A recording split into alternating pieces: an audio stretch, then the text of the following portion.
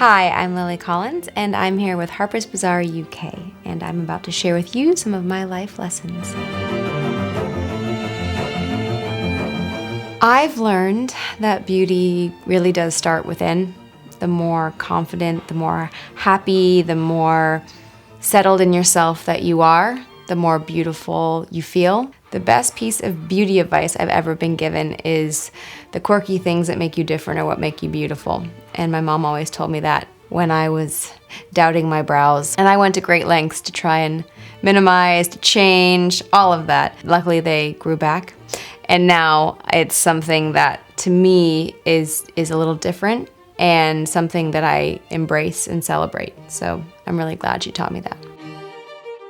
I feel most beautiful when I'm with my husband. I never thought when I was younger that I would be able to exist with somebody wearing sweatpants, no makeup, out of the shower, and truly feel seen and beautiful. And that is something that you hear about and you're like, I don't know if that's ever gonna happen. And then it happens, and it's the most lovely, settling, quietly confident building feeling. Self-care is self-love, not being selfish. And I've always believed that. I think taking care of ourselves is so important, especially when our lives can be go, go, go. There's so many external factors impacting our day-to-day lives that if we feel like we are nurturing ourselves, then we can kind of conquer whatever comes our way. And a lot of things are completely out of our control, but what is in our control is how we treat ourselves. If you feel like you can be the best version of yourself because you care about yourself, then you can be the best version of yourself to others.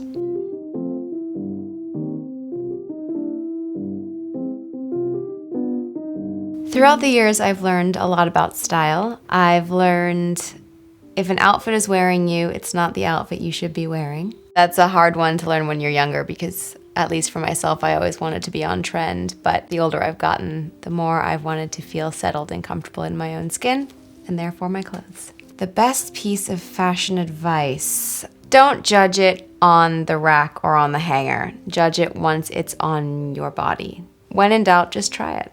What we wear matters because it's an extension of how you're feeling. It's an extension of your sense of self.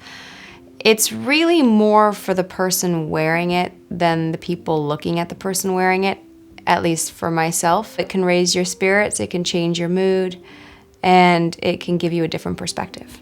I would tell my younger self to remember those unique little quirks in my fashion sense as being things to celebrate, not hide. Because I think the older I've gotten and the people that I look up to in terms of style and fashion and confidence always have something different about their sense of style. And I think if their voices had been quieted when they were younger, they wouldn't be the icons that they are today.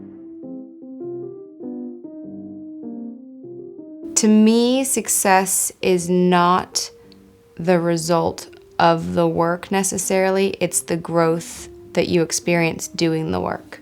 Whenever I do a project, whether it's in front of the camera or behind the camera, I really take note as to what I'm feeling, I'm learning, and how I'm growing throughout that job or that process, because at the end of the day, you can't control how people receive the work that you've done. But if you've learned about yourself and the world through the work that you've done, then that is a successful job. I like to think I'm a curator of memories and experiences and people as opposed to things. And so at the end of the day, I don't want to define my success based on a thing. I want to define it based on the memories associated with that. The one piece of advice I would give to someone starting out in the industry is something that I remembered all the time, which is don't take no as no, this isn't for you. Take it as no, not right now. So it's more of a comma, not a period. Because if I had taken every no that I ever heard and taken it to heart, I would probably not be here doing what I'm doing because I was told no lots of times.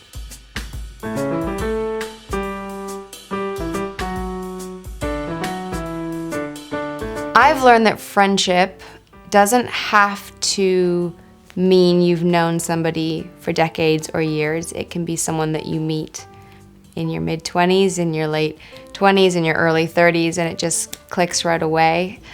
True friendship is not having to speak every day on the phone. It's just knowing that whenever you pick up, it's right where you left off, and you don't have to feel that you have to be anything other than yourself around that person. Ooh, my friends, how would they describe me? Let's see. A good listener. A little weird and kooky, which I don't think people really associate with me. A good gift giver. I really like to think about people's isms and quirks and likes and dislikes, and I store things up for a very long time, and then in random moments give people things because I like to see people. I think that goes hand in hand with being a good listener.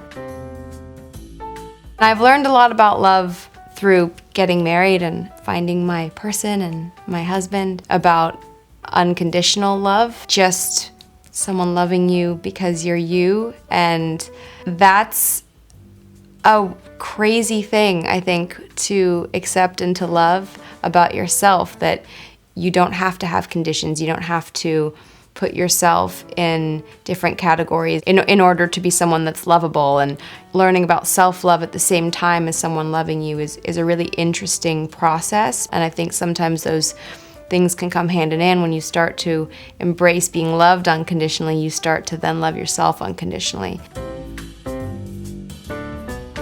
Confidence is a non-linear journey. We can just emanate and feel more confident when we start to just settle into ourselves, whether that's by using our voices, whether that's by feeling more comfortable in our own skin, whether that's by really taking into consideration and noting the people around you and how they treat you and how you treat others, and knowing your worth. I've learned a lot by the women that I admire that the most wonderful version of confidence is a true quiet confidence.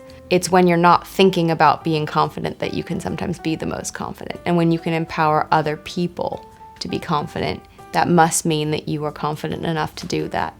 And I've definitely learned that from a lot of people that I've been around.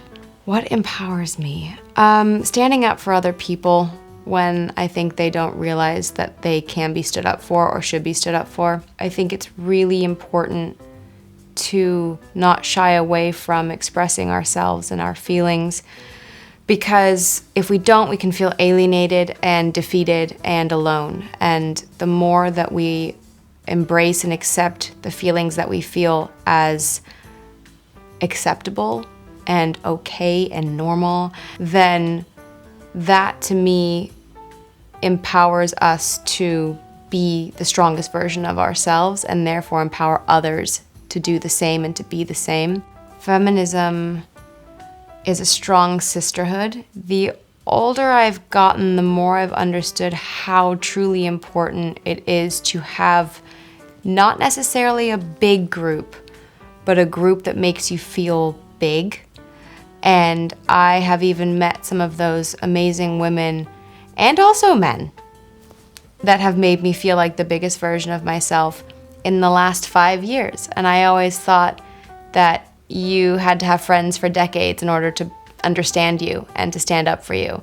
And I've really learned that when it is that you know who you are as a person and who I am as a woman, to be able to see that in other people and encourage other people to be the best versions of themselves and the strongest versions of themselves, they in turn help me do the same. I feel very lucky to be surrounded by some incredible women. I just feel like when I need it the most, this particular woman always steps up and gives me little nuggets of wisdom. She reminded me that our past doesn't have to dictate our present or our future.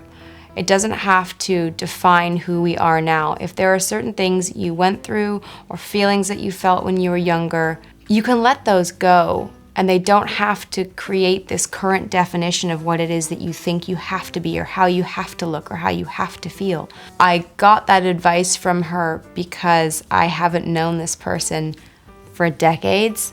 I've only known her for the past few years, but she sees me as who I am now, and that's who she became friends with. And it gave me the confidence and the go-ahead to let a lot of stuff in my past go. I don't know, I just felt a lot freer and lighter. So thanks, Ashley Park. Thank you so much for watching. I hope you learned something. Just thank you guys so much.